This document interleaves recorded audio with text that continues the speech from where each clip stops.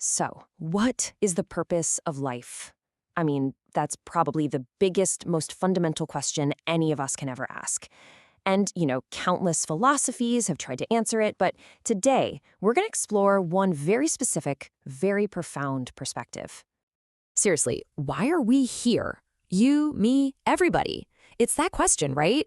The one that kind of pops into your head in the quiet moments and makes you wonder if there's a meaning to all this that's bigger than just our day-to-day grind. And hey, we are definitely not the first people to ask it. For centuries, this one question has been the engine driving human thought, pushing philosophers, scientists, and spiritual seekers to figure out what existence is all about. So, in this explainer, we're going to dive into the answer that's presented in the Quran. And to help us unpack it, we're going to use the insights of a truly great thinker, Ibn Ashur. He was a 20th century scholar who was just brilliant at getting to the deep, contextual meaning of the text. He'll be our guide, so to speak. Okay, so what does the Quran actually say is the core purpose of our creation? Well, it all boils down to one single, powerful concept. And that concept is ibadah. Now, before you think this is just about praying or fasting, it's way bigger than that. In its fullest sense, ibadah means a life of conscious service to God.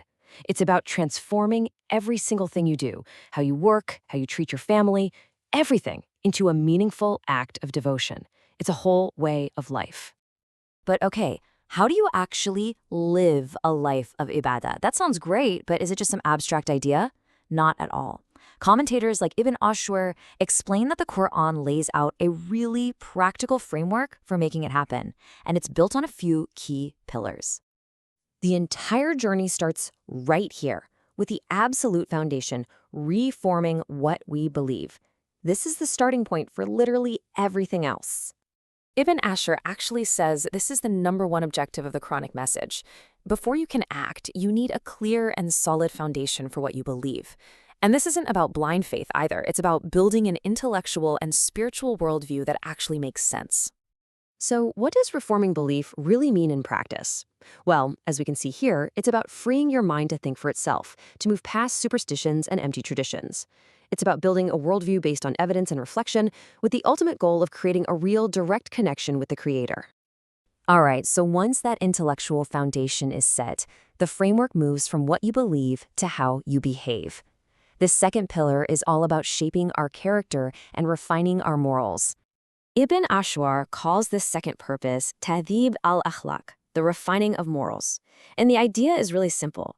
What you believe in your heart should show up in how you act. It's your internal conviction making a real-world difference in how you treat people. And to get a sense of just how central this is, think about this. The Prophet Muhammad is reported to have said that his entire mission was to perfect the best of morals.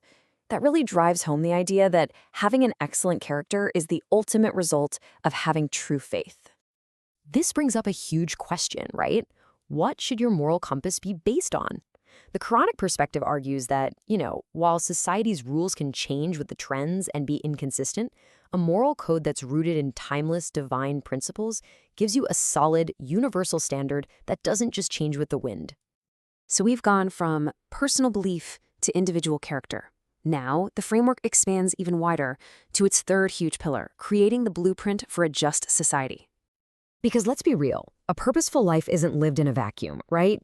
The guidance here goes from the personal all the way to the public. The goal is to build a society that is fair, equitable, and compassionate for every single person in it. And this blueprint is amazingly detailed. I mean, look at this. It lays out principles for pretty much every part of life, from how family works to how business and finance should be ethical, all the way to a system of justice and government. And it's all held together by those core spiritual practices. So we've got these 3 massive pillars: sound belief, refined morals, and a just society. But the framework doesn't just stop there. What's it all for? What's the ultimate destination? Where is all of this supposed to be leading?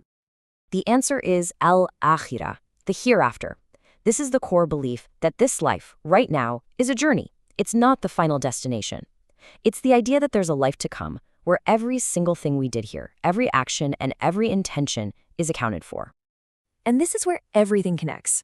A purposeful life of ibadah, one that's built on solid belief, good character, and working towards a just society.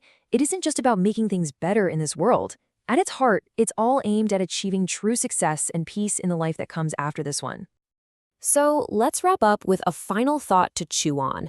In a world that's so often focused on what I can achieve, right here, right now, how does a framework that's centered on service, community, and an eternal destination, how does that challenge our modern ideas about what a purposeful life really looks like?